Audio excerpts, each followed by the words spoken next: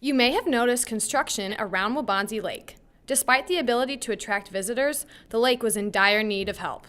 Dredging really restores the vitality of the lake. It makes the ecosystem better. Every time there's a storm or there's runoff, a lot of sediment comes down into the lake, and there's no way for it to get moved out. So it builds and builds and builds, and what happened was the sunlight has an easier time penetrating the lake, which leads to nuisance algae, which we've had out here for a number of years, where midsummer the lake didn't even look like a lake. It was just green muck, and that was due just because the lake was so shallow that promoted the algae growth. So the lake went from being 20 feet deep to eventually about 6 feet deep, just because of the buildup of sediment. So at that point, that's when the Park District and the City of Aurora realized that to preserve this lake and restore it as a recreational destination that it is, and supports this great community, that they needed to dredge it. Even though the crane has been working for a few months, the actual project is far from over. We're going on 4 years of planning, and the project itself will take about 12 months. And what they're going to do with that compost is put it on the sled hill that's behind us here at Waubonsee Lake.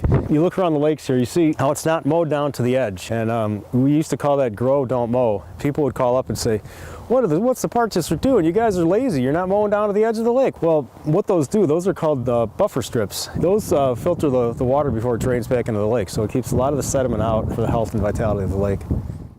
For Warrior Update, I'm Olivia Macris.